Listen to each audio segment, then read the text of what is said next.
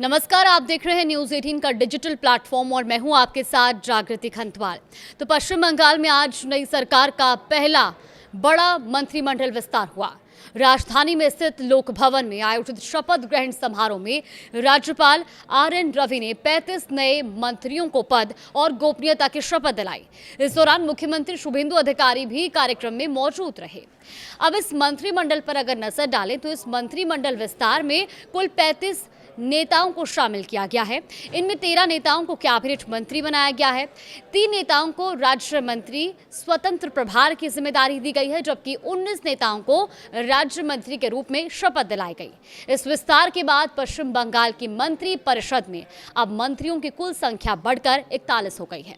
गौरतलब है कि इससे पहले 9 मई को शुभेंदु अधिकारी ने मुख्यमंत्री पद की शपथ ली थी और उनके साथ दिलीप घोष, अग्निमित्रा पॉल, निशीथ प्रमाणिक, अशोक कीर्तनिया और क्षुदीराम टूडो ने भी मंत्री पद की शपथ ग्रहण की थी। अब पहले मंत्रिमंडल विस्तार के जरिए सरकार ने अपने मंत्री समूह को मजबूत किया है। अगर संवैधानिक व्यवस्था की बात करें तो संविधान के 91वें संशोधन के अनुसार किसी भी राज्य में मंत्री परिषद का आकार विधानसभा की कुल सदस्य संख्या से 15% से अधिक नहीं हो सकता। पश्चिम बंगाल विधानसभा में कुल 294 विधायक हैं और ऐसे में राज्य में अधिकतम 44 मंत्री बनाए जा सकते हैं। सोमवार को हुए शपथ ग्रहण समारोह के बाद मंत्रियों की संख्या 41 हो गई, यानी अभी भी 3 पद खाली हैं। मीडिया रिपोर्ट्स के अनुसार फिलहाल इन तीनों पदों को खाली ही रखा जा सकता है। वहीं विभागों के बंटवारे की बात करें तो मुख्यमंत्री शुभेंदु अधिकारी ने 11 मई को अपने मंत्रियों को विभाग आवंटित किए थे। इसमें निशीथ प्रमाणिक को उत्तर बंगाल विकास और खेल और युवा कल्याण मंत्रालय की जिम्मेदारी सौंपी गई है। दिलीप घोष को ग्रामीण विकास, पशु संसाधन विकास और कृषि विपणन विभाग दिया गया है। अग्निमित्रा पॉल को महिला एवं बाल विकास, समाज कल्याण और नगर निकाय विभाग की जिम्मेदारी मिली है। इसके अलावा अशोक कीर्तनिया को खाद्य एवं आपूर्ति और सहकारिता विभाग सौंपा गया है।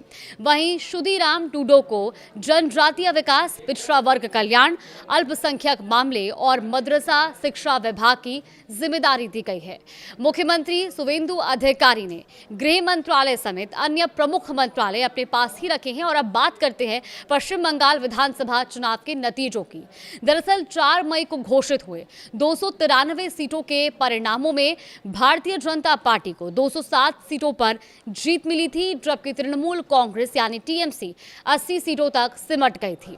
राज्य की कुल 294 विधानसभा सीटों में से फाल्ता सीट पर 21 मई को दोबारा मतदान कराया गया और इस सीट पर भी बीजेपी उम्मीदवार ने जीत दर्ज की और इसके साथ ही विधानसभा में अब बीजेपी की कुल सीटों की संख्या बढ़कर 208 हो गई है। तो यानी कि कुल मिलाकर पश्चिम बंगाल में नई सरकार के गठन के बाद अब पहला मंत्रिमंडल विस्तार भी पूरा हो चुका है और 41 मंत्रियों वाली ये टीम राज्य के विभिन्न विभागों की जिम्मेदारी संभालेगी, जबकि संवैधानिक सीमा के तहत अभी भी 3 मंत्री पद खाली रखे गए हैं।